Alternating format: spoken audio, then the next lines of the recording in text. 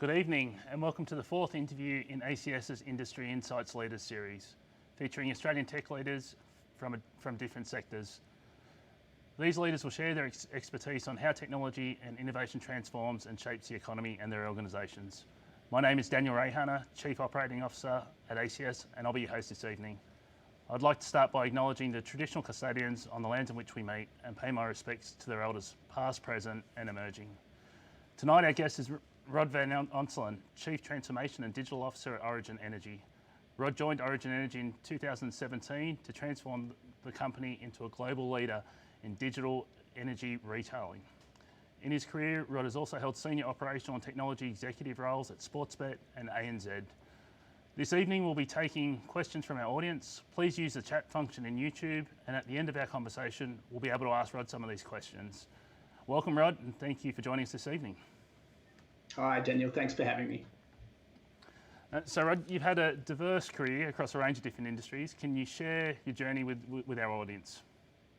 That's probably a polite way of saying I've jumped around a lot. But yeah, look, I've certainly worked across a lot of different industries and companies, and I guess that has been deliberate. Learning, growth have been really important things in my career, so I've absolutely sought out opportunities that offer those possibilities. It's been probably not just about different industries. For me, working in different size companies has also been really important. I've worked, had my own startup, worked in small, mid-size and large companies and consulting law firms. So yeah, there's been a bit of diversity and variety. But I think the common thread has tended to be companies that are focused on B2C or business to consumer, services and technologies, often growth-focused companies. They're probably the areas I'm most passionate about. And so while the industries have differed, and obviously the companies have differed, a lot of the principles that are behind, I guess, success and actually meeting customer needs in business consumer environments and achieving growth through transformation have been pretty consistent. And while I've often been around the table with people who have spent many more years in the industries that and the companies that I've joined, maybe one advantage has been the ability to bring outside-in perspectives and some diverse perspectives across the different industries and roles that I've worked in. And I've sort of found, probably in the last couple of roles particularly, I'm with Origin now, but before that I was with Sportsbet, and both of those roles, a big part of, I guess, being successful in getting the roles and being and joining those companies was they were both seeking fresh perspectives and wanted someone to bring an outside-in perspective. So it has been advantageous. Thank you. In your past roles, you've had varied touch points with your customers. How does the role of technology and innovation change in relation to customer engagement for you? Yeah, a great question. I guess Sportsbet or online betting is, for those that do bet online would be aware of this, is a very high engagement category. The customers love the product and often will spend quite a bit of time engaging with the digital services. In contrast, Origin is very much a low engagement category. And I think both of them, both high engagement and low engagement categories, are fundamentally different because you have quite a different level of customer attention that you're able to work with. And what that high engagement categories, that concept of a killer app or a service that absolutely sets growth alight is really possible. And I think back to my time at Sportsbet, there are a lot of new features and products that were released. But one in particular comes to mind, and we literally, the moment we launched that, it set the company on a different trajectory in terms of growth momentum. I think achieving that in lower engagement categories is much, much harder.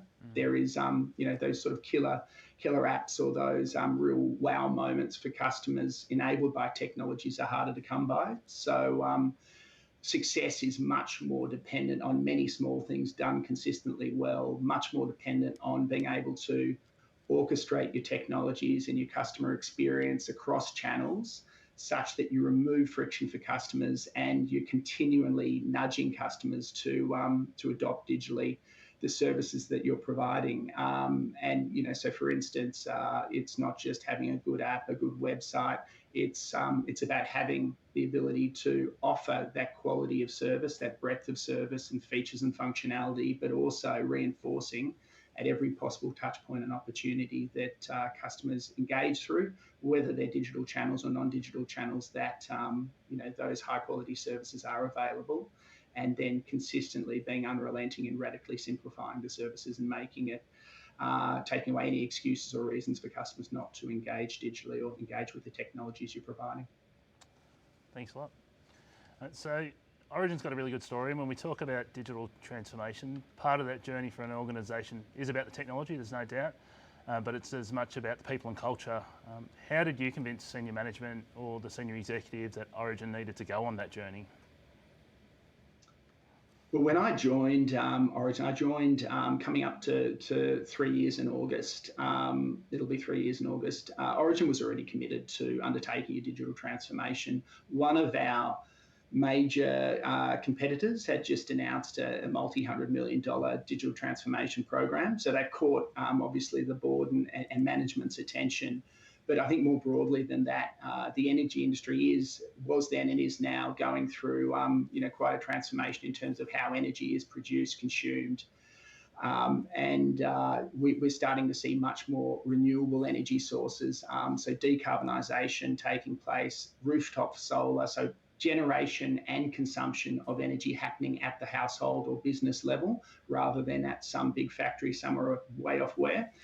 And then that decentralisation of the energy system, digital technologies are now the glue that's actually starting to be able to stitch together and connect that consumption and production. So consumers will very soon be able to trade, exchange, and optimize their own energy production and use. So with both of those things, that really set the scene for digital transformation. And I think hiring the Chief Digital Officer role, so my role was a clear signal of that commitment. And Origin wanted someone who was going to help sort of chart the course for the digital transformation and build a capability to execute it. So you sort of asked about trust. It did require a lot of trust, I think, on both sides, my side as well. I needed to know that Origin was really committed for the long haul to the digital transformation, particularly because they can be hard and they can be bumpy. And then Origin, I guess, needed to trust because we were asking for levels of investment that were substantial. And on top of that, we were making changes that were unfamiliar. So both those things did require trust. And the way I sort of, I guess, approached getting that trust in what we were going to do was to really focus the discussion with the board and with the executive team on outcomes. So focusing on what the business and customer outcomes were that we wanted to achieve. And we basically sought capacity funding, if you like, fund a team that can deliver a certain amount of change, but don't sweat the details of the change that we're going to implement. Trust us that we will make changes that will deliver the right outcomes and just measure us on those outcomes consistently. So we review progress with the Origin Investment Committee and the executive team every 6 months. There's nowhere to hide. The targets and the metrics and the measures are very, very clear, and we just assessed on those and measured on our ability to hit those. And if we're successful, funding and commitment continues. And that's how it's been for the last coming up to 3 years. So I guess my advice to sort of answer your question about senior management is I just say focus on the customer and the business outcomes. Don't focus on the technology. So you have to, when speaking with senior management, talk customer and business, but do the tech and do the tech with your team. Thanks. So COVID-19 has seen businesses pivot and quickly adapt to the situation and changed environment. Origin had already migrated to a digital cloud-based call centre prior to COVID. What was the opportunity in taking that step, and how have the results been? Yeah, so we quite recently implemented, we had a program underway that we called Smart IVR, Smart IVR, basically replatforming our telephony systems onto an Amazon Connect product. So at the time of, I guess, COVID breaking out, we'd only migrated part of our contact center across to the new platform. And the full retail or the full customer-facing business cutover was due to happen in March. So, not that long ago, everyone will recall that's when all the lockdowns were coming into effect. So actually our contact centres in Melbourne, in Adelaide, in Manila, particularly Manila, were all being subject to lockdowns, and staff were being asked to stay home, work remotely. And the challenge for us was our legacy platform or telephony platform would not have enabled us to work remotely. It was on-prem and it wasn't actually scaled to work or enabled to work remotely. So we had to accelerate the cutover of that Smart IVR program very rapidly to enable that remote working to take place. The results have been fantastic. So we had largely uninterrupted customer service over the contact centre during that time, but that was an unexpected benefit. The real reasons we were putting the new cloud-based Amazon Connect telephony platforms in place were a lot of business again and customer-focused outcomes, as I spoke to earlier, automating a lot of our customer authentication and enabling far greater in IVR self-service, improving how we route customers to the right areas to reduce time to actually call resolution and to improve or reduce call transfers and actually improve the experience for agents. So as part of the initiative, we built a new soft phone. So we went from hard phones that sit next to a customer service agent on a desk to a soft phone, much like we're all on tonight, a Skype type web-based phone service and accompanying agent dashboard to improve that customer service.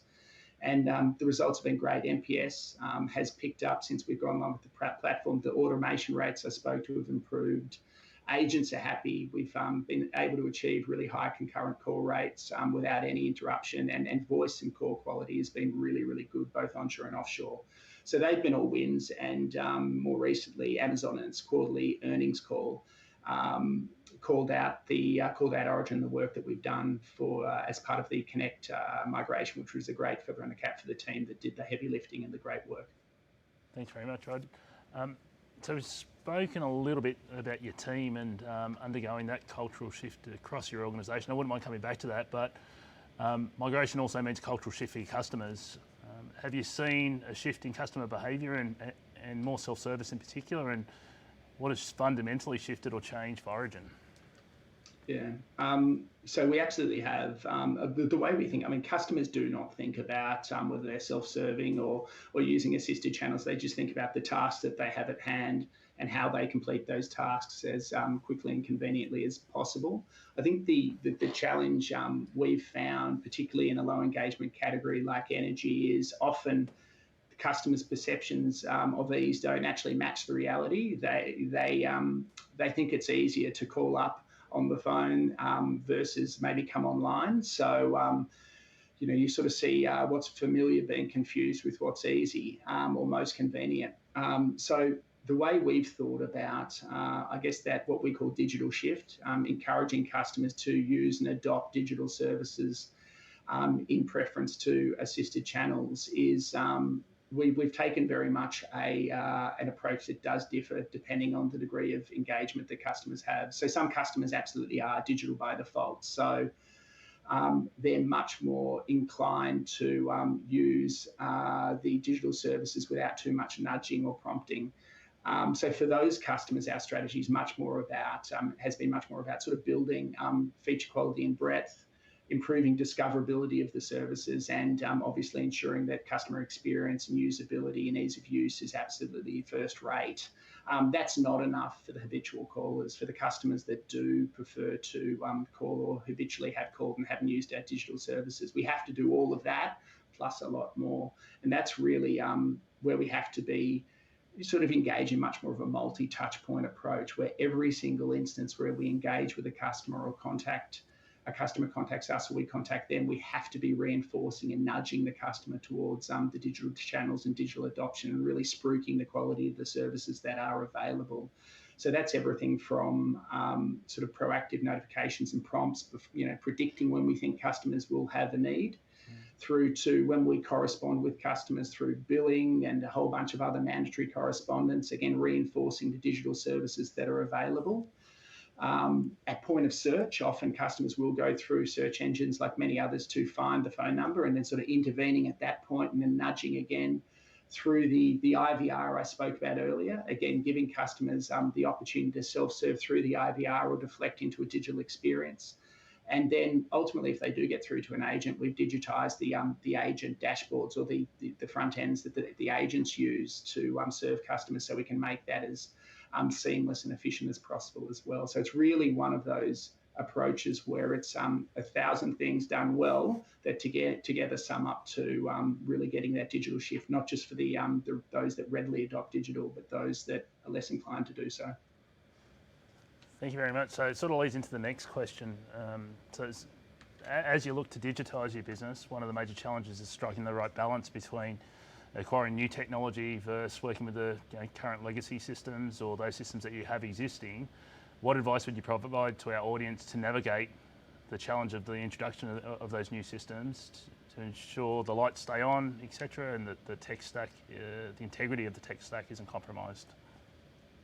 I spoke earlier about the importance of being really, really clear on what customer and business outcomes you want, and that technology is an enabler of these outcomes. So I think the first step in determining whether you retain or replatform or rebuild is to be really, really clear about whether or not any replatforming or rebuilding will actually deliver material improvement to customer or business experience or business outcomes. And you've really got to pressure test that. Every week I would have vendors coming to me and spruiking the latest technology, and many of you would be the same. And it always sounds great, but the reality is it's got to actually match in with your particular needs at the time, and you've got to be able to really pressure test and have clear line of sight to certain business and customer outcomes being achieved through the technology. So where we haven't had that level of confidence, or where we've actually built existing capabilities that we think actually fulfill the outcomes that we're seeking, we retain. So we've retained capabilities very much in our sort of data management layer. So our data lake, our DMP, we've retained a lot of the capabilities in that space, but we've replaced, as I mentioned before, our telephony platforms. We've rebuilt almost all of our digital front ends and services. But in each of those cases where we did replatform or rebuild, we were very, very clear and confident on the returns. And that enabled us to, I guess, make the investments with a level of confidence that the effort was worthwhile. And so I guess my advice to sort of sum that up is don't become too enamored by the technology itself. Be enamored by what the tech can do for your business, can do for the customers, and pressure test that, and have staff who understand both sides of that coin, understand your unique business and circumstances, but also really can understand the technology and the possibilities that it offers. And if you have those capabilities, and you have those capabilities particularly in-house, you can place high degrees of trust in the decisions that have been made, and know that you're not just being sold to. Thanks very much. So it does sound like a complicated mix, and obviously depending on the technology, it would dictate sort of what the criteria looks like. But you've decided to run cloud security solutions at scale in-house rather than outsourcing them. What was the rationale behind this decision? Yeah, look, insourcing has generally, but also in relation to security, has given us a number of advantages, what we feel are really strong advantages. I just spoke about the importance of teams understanding both your business and industry context. So actually understanding the needs that you have and the outcomes that you're seeking to achieve. But you also need those same teams able to see where technology is heading and keep up with the evolutions and changes in the platforms and the vendor supplied solutions that you have, so they can kind of marry the two together and identify opportunities. So we felt that having in-source teams gives us that advantage of really understanding what's happening outside, while also an intimate understanding of our own internal needs as well. We've found insourcing also has given us more flexibility in terms of the tools we use. There's less vendor lock-in, there's less adherence or I guess religion about specific platforms and tools.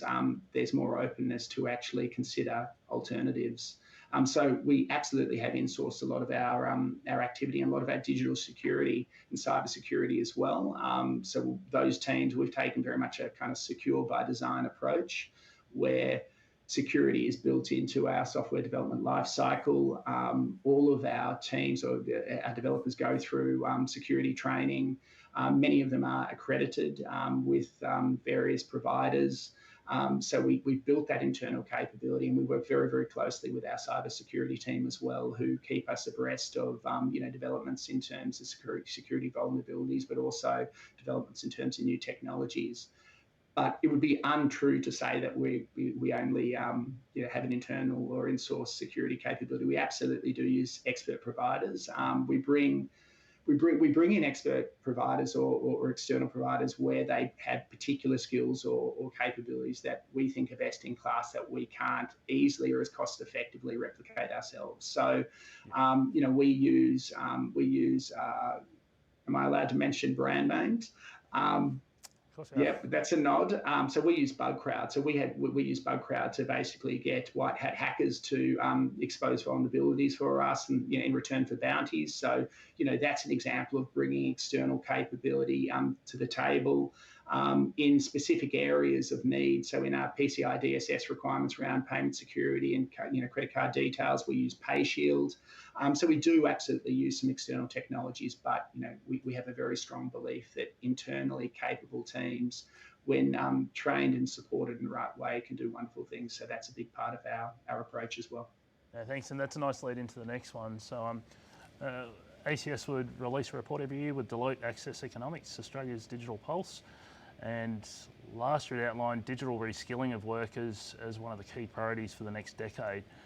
How's your digital transformation journey equipped not just your team with the skills, but for now, but also for the future? And sort of how far into your transformation journey are you now? Yeah, so look, we started the transformation, 2 to 3 years ago. So we're well progressed, but I've got a saying which digital's never done. So the bar keeps raising, new technologies keep coming out, and then the Facebooks and all the other global behemoths keep raising the bar on customer experience, and expectations do grow. So that continual reinvestment, reinvigoration of digital is really, really important. But to your question, equipping Australians for sort of skills and technology and skills for the future. Look, beyond our team absolutely does do that, I believe. We have a graduate program. We have graduates that have joined our team, and junior developers who get to work alongside tech leads and senior devs and senior QAs and the like, and through doing so, can learn from some really experienced people and build their skills. A lot of the tools and frameworks that we use are very much, I guess, modern and in vogue. So React front ends, AWS, a lot of the kit and languages and standards that are highly sought after. So obviously we sort of support, I think, the broader digital and technology community in that way. But it's about more than our team. I think Origin generally has done an amazing job in terms of some of the project we run at a company level. So we have the Origin Solar Buddy program, which is teaching kids about solar power and how it works. We have the Little Big Idea program and competition, which is all about young inventors coming up with new ideas, and that's starting very young and starting to encourage kids and about technology and about innovation, about setting them up in terms of understanding those areas and skills that they can take forward in life. We have a Free Electrons program where we work with startups and incubators to support the startup ecosystem who are building new energy technologies. So there's a number of things that are done absolutely within digital, but beyond digital and broader Origin as well. Rod, can I just extend on that? So when you're looking to recruit for yourself, what skills do you place high value on, let's say, for roles that you're recruiting for? So to our audience, if you had to give them some career advice, where would you say for your organisation would be those sort of opportunities into the future? Yeah, absolutely. Look, we, like many others, have been absolutely red hot on full stack developers, but and that sort of continues. Just to name one area, cloud engineers. There's a number of technical disciplines that we have really sought out actively to assist and sort of drive through the transformation program. But if I sort of step back from particular roles, what I think is really important, I heard this some years ago, the concept of a trilingual. People who really can speak, that combination of technology, business, and customer. And I've been talking a lot about that, but being able to sort of join those dots is a skill set that's incredibly valuable. And the more of those areas that you can converse and speak to and understand, engage with confidence, the better off you will be. So we really look for people who have not only technical skills, but have those other skills. They can work well, obviously, with others. We work in a squad and tribe model at Origin, whereby you have to work very, very closely with other team members and focus missions, around software development. So working well with others is really important. But as I said before, it's, the technology is applied and it basically enables the outcomes we're seeking. So we want people who can join the dots between those commercial considerations at a business level with customer considerations and usability connected to technology enabling the outcomes. That's the trifecta. Great. Sounds like you got your sports bet hat on. So what would be your tips for Australian businesses on how to position themselves for growth over the next 12 months, just with your business hat on, your startup hat on? Where do you think businesses are going to get the greatest impact from their investments? Yeah, okay. I think what's playing through at the moment with COVID and the impacts on the economy, we're entering a phase of greater capital constraints. So basically, investment dollars, I think, are going to be harder to come by, which means funding projects and funding change will be more difficult.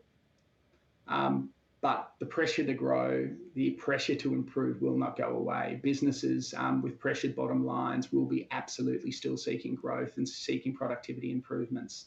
So I guess my advice, particularly from a digital perspective, is you've got to be comfortable and become good at doing more with less. Now, it's easy to say, really, really hard to do. So working lean, making high return on investment choices is very, very important. But I guess, how do you do that? Sort of the way we would think about that, and some of the tips I'd have would be focus on reuse. So rather than seeking to invest large sums of money into the building of new features, experiences, capabilities, applications, try and leverage and reuse your existing features and capabilities, but fully embed them across customer journeys and experiences. So fully capitalize and leverage on them. Because the effort to actually deploy those applications, experiences, or features is going to be relatively less, but you'll actually find that the yield you get from that effort should pay back. I would focus in areas where you can make investments that not only offer growth, but also offer the dual benefit of productivity gain.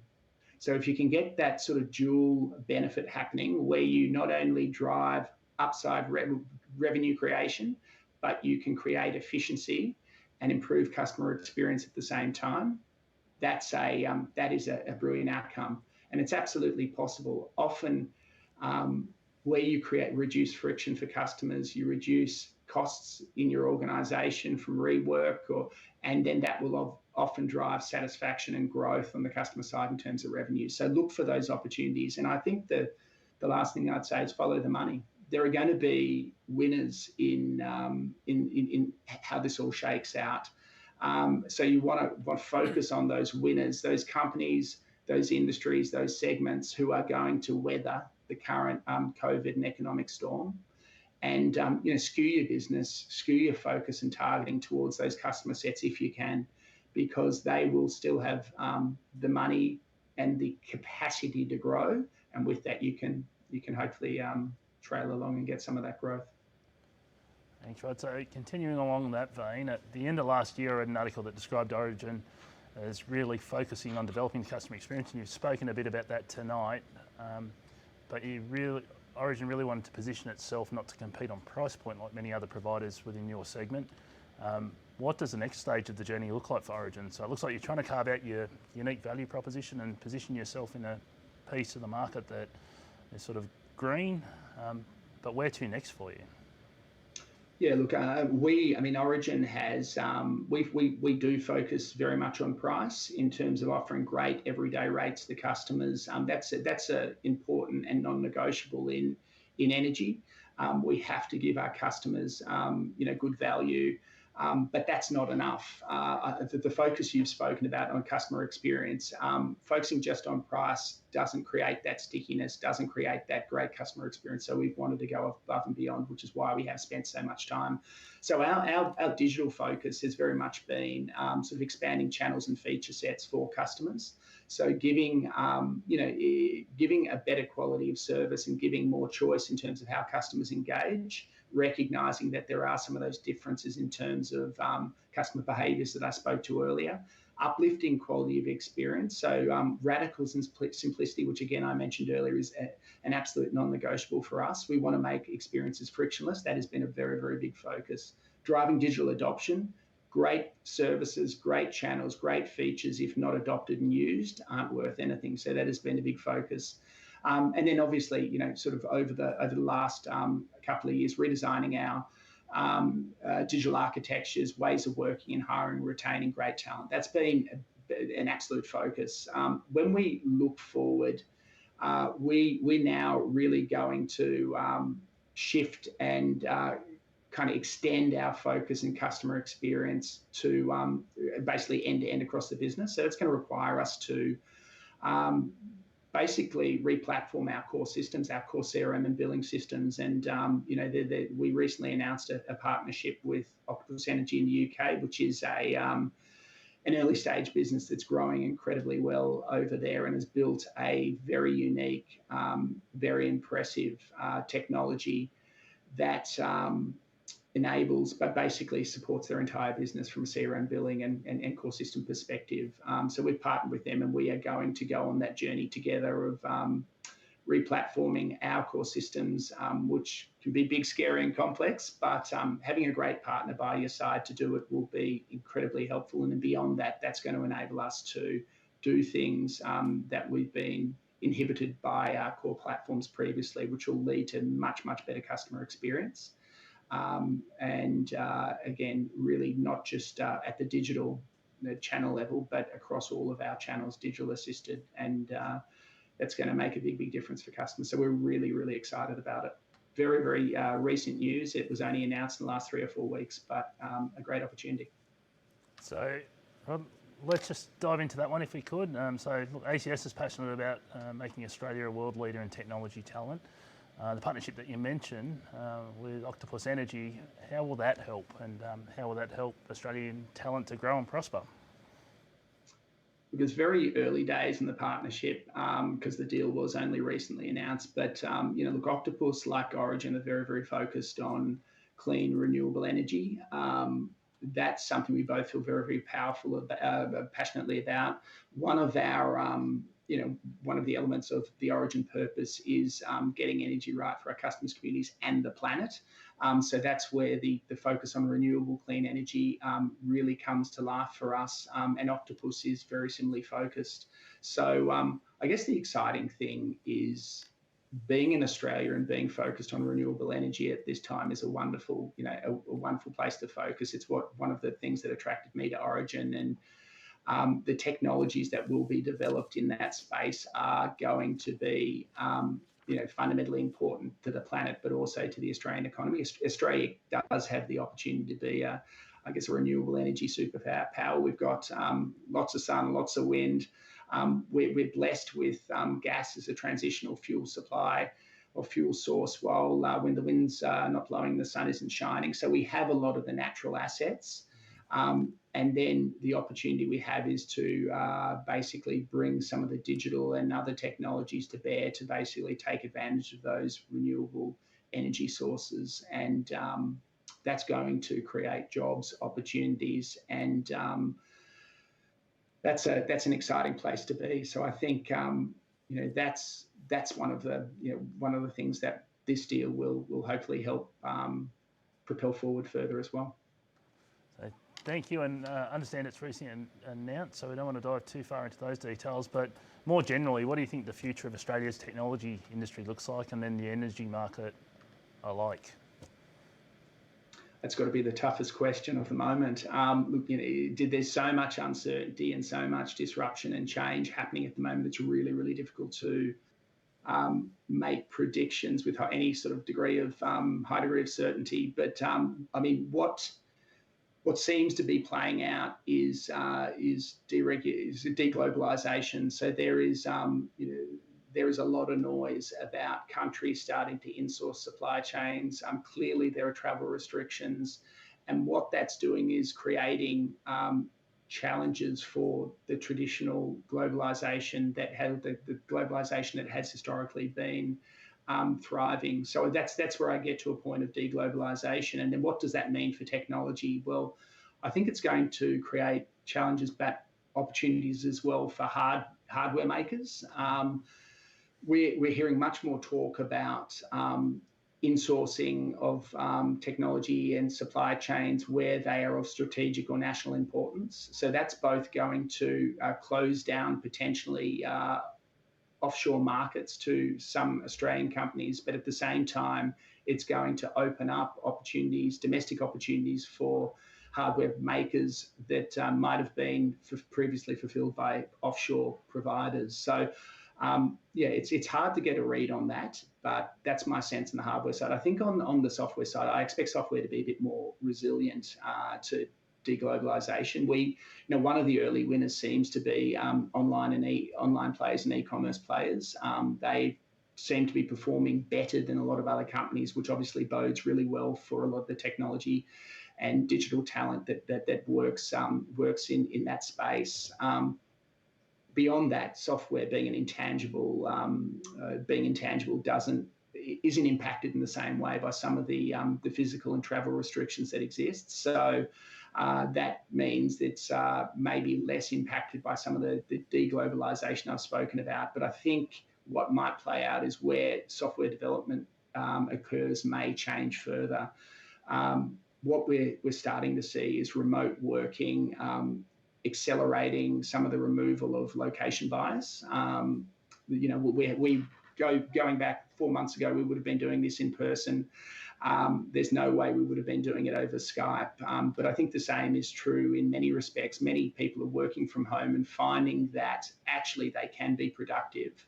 And as part of that, hey, we can build software with teams that are distributed and not necessarily all located in the same space. That's been happening, but I think that could be accelerated. And what that then means is, again, it could be pros and cons. Locally, it does mean that offshore development could become more feasible for some companies that hadn't been considering it, given that removal of remote working or location bias. But at the same time, it might also be a benefit for local teams, access to roles and opportunities in software development overseas that previously may have been inhibited due to location or individuals not wanting to travel. So I think it's fascinating. But on the whole, I'm really optimistic.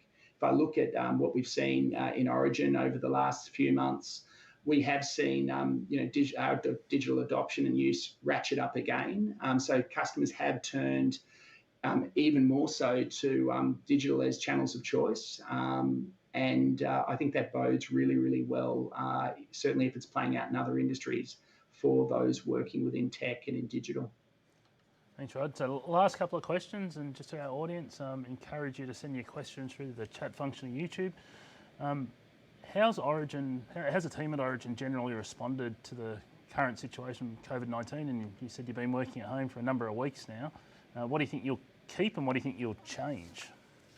Yeah, look, I'm incredibly proud of how not just my team, but all of the teams in Origin have responded. I spoke earlier about how quickly we were able to pivot from non-remote working in office to working remotely. And being able to do that while maintaining services for customers and sort of maintaining productivity and throughput as well. I'm on a small working group at Origin currently thinking through what our way of working will look like in the future. So how do we take the best of what we had when we were working in offices and sort of fuse that with the best of what we have now working remotely?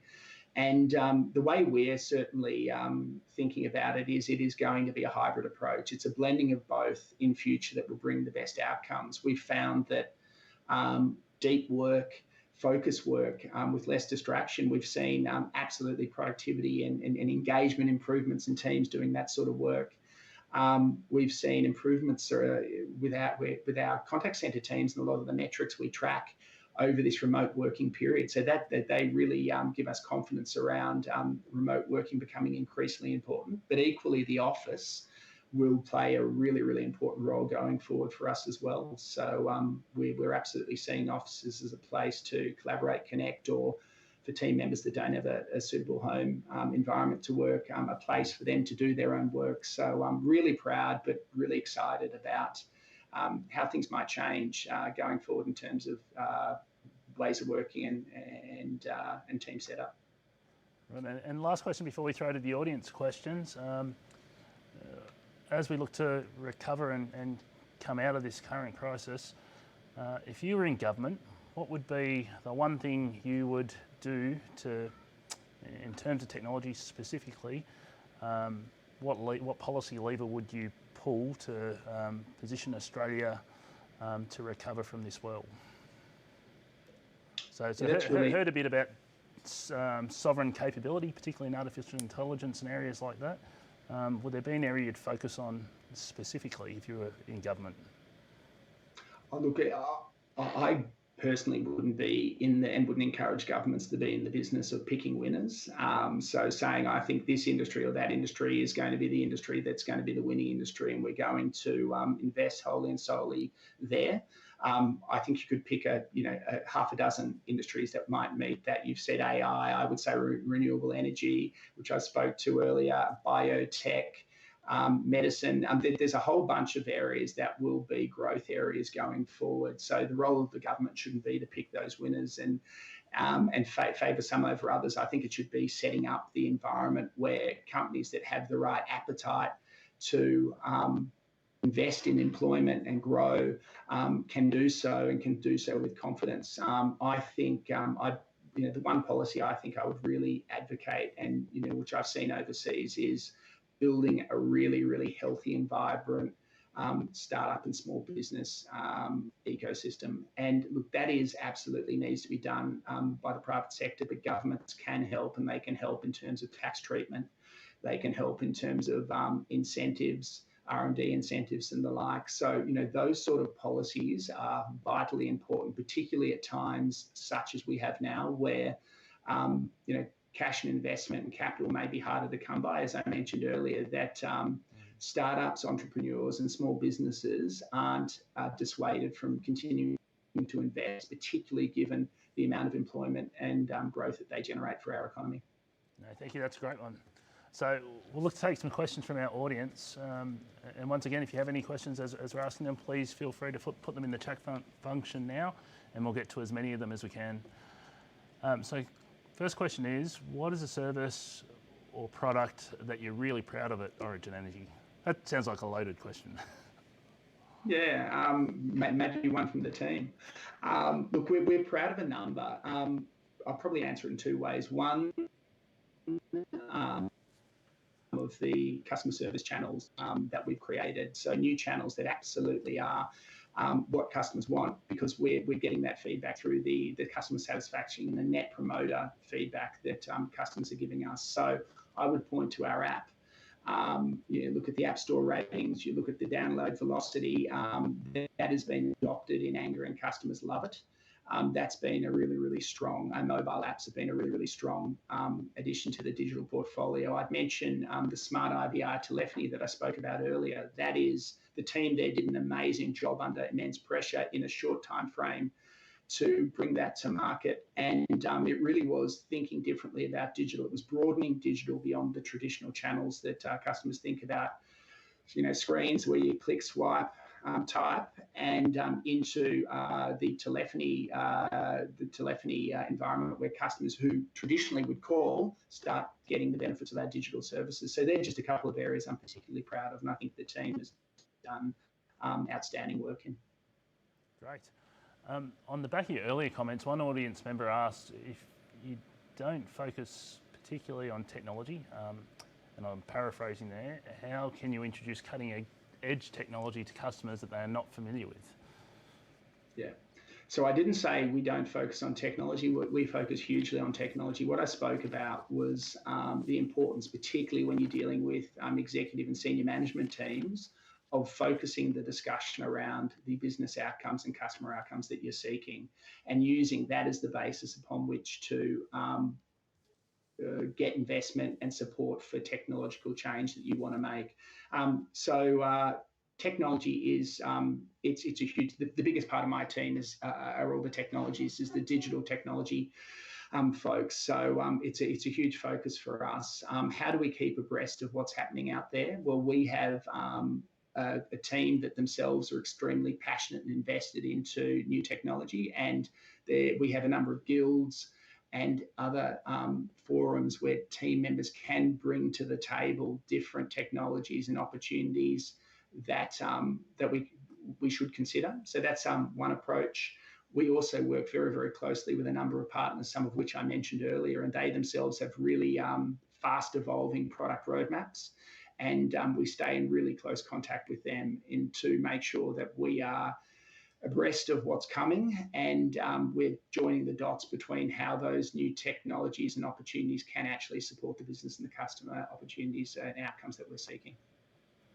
Thanks.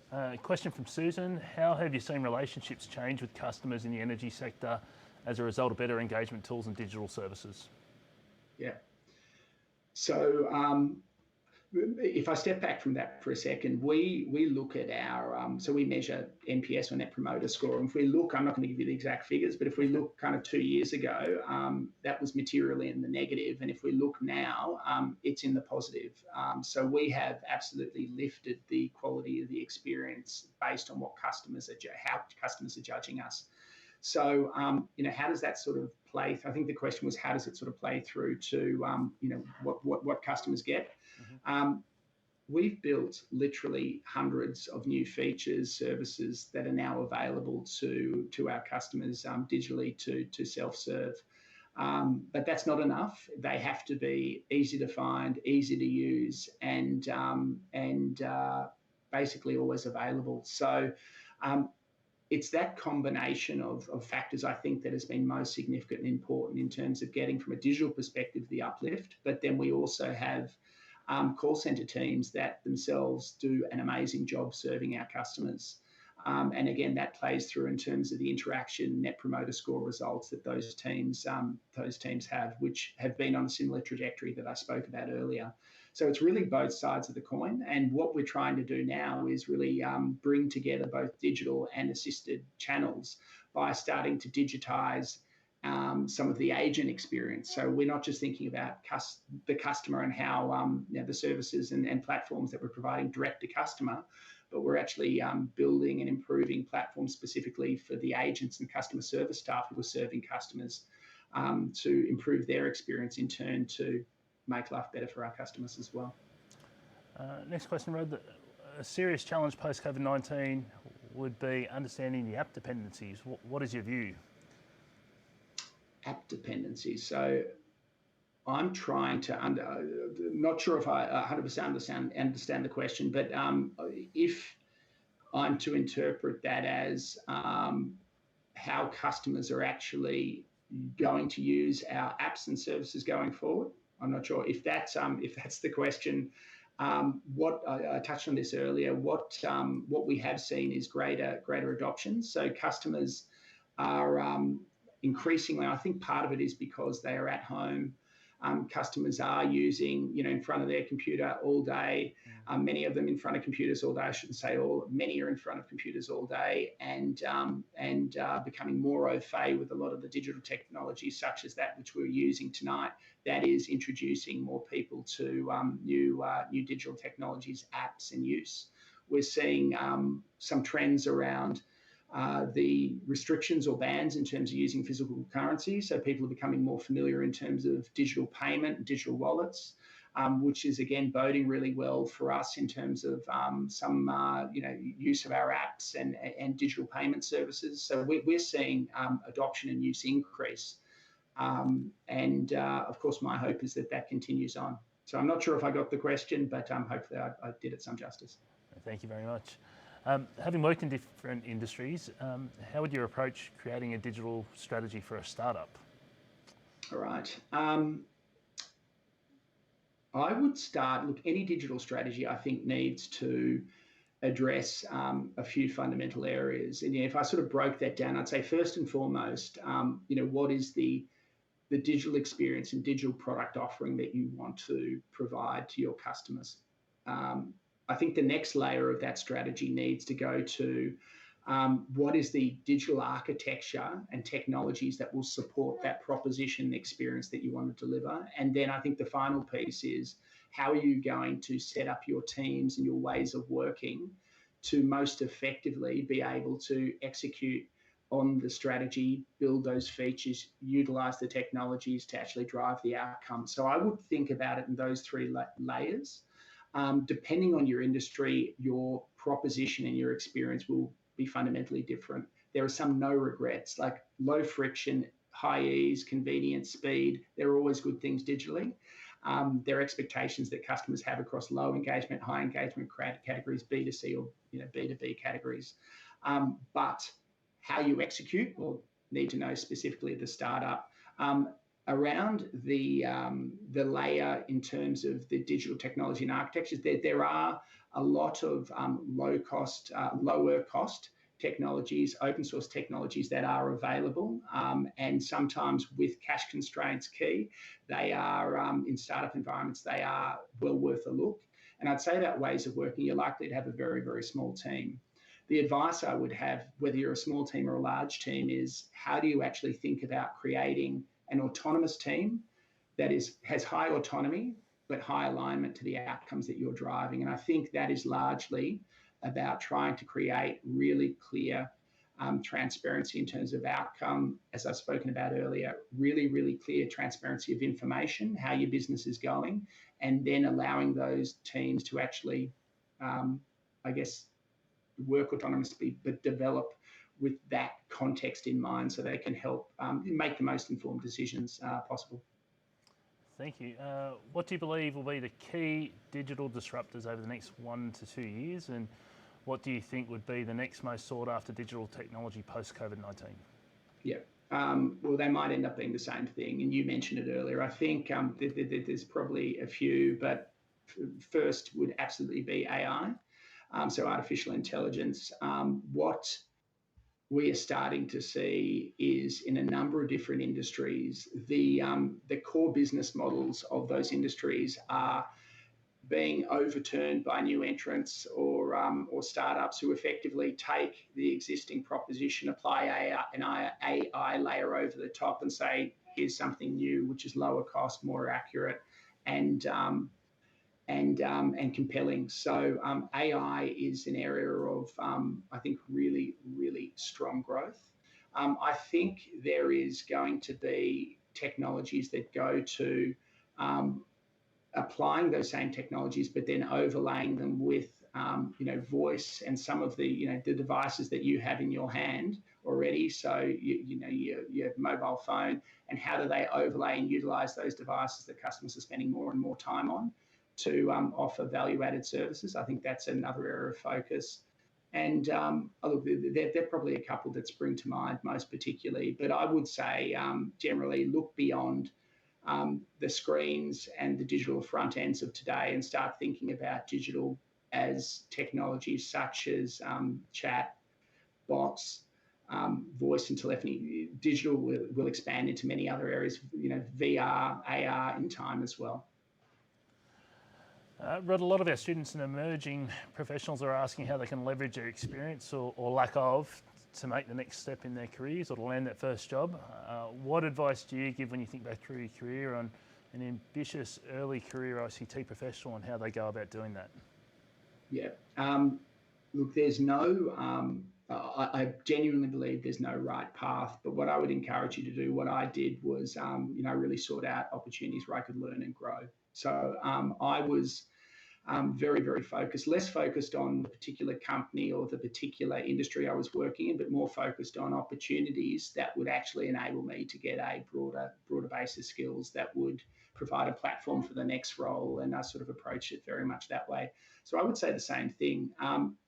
Work on learning your skills, work on basically building a resume of actual tangible things that you've done that you can, show and demonstrate to potential employers, that show passion, show commitment, show want to learn and grow, and build a folio if you like, and that will, I think, be a really, really powerful demonstration of your passion and commitment to doing great work. Thanks for the advice. And final question, security is a top priority when it comes to cloud services, but with all the migration that's going on due to COVID-19, have you faced any new and different security issues or threats? Look, we have faced a number of different security challenges over the course, but as I mentioned before, look, we have a secure by design approach. So we're basically continuously testing, penetration testing, the white hacker services I spoke about, white hat hacker services I spoke about earlier. So constantly testing our vulnerabilities. One of the areas where we have had to, I guess, think differently in terms of security has been in that area I spoke earlier regarding voice. So voice and telephony, we've implemented some new technology there to basically recognize that as we convert voice to text and start using it in a much broader way than we have historically with the new technologies that we've put in place, the security that comes with that, both in terms of PII, PCI DSS requirements I spoke about earlier, but more broadly, the security of that trusted customer information has to be approached somewhat differently. And that's required us to put some new technologies in place that have great for the team, so they're learning some new tech, but also absolutely necessary and important, so we can move forward with confidence in the telephony space. All right, on behalf of the ACS and our members and viewers, thank you very much for your time tonight, and great to have you join us. Yeah, look, pleasure. Thanks a lot for having me, and have a great wet night, everyone. If you're in Melbourne, hopefully if you're in Sydney, you've got better weather. No, thank you, and thank you to our audience for joining us this evening for our virtual event series that takes place every Thursday. Next week, we'll be featuring an education across the nation. This is our flagship event that we hold every quarter. Usually it would be done across the country with a speaker. On this occasion, it'll be a virtual event. We're grateful to have Jane McGonigal, game designer, author, creative director and consultant, coming in from the US for us. Please register via our website, and once again, thank you for joining us and have a nice evening.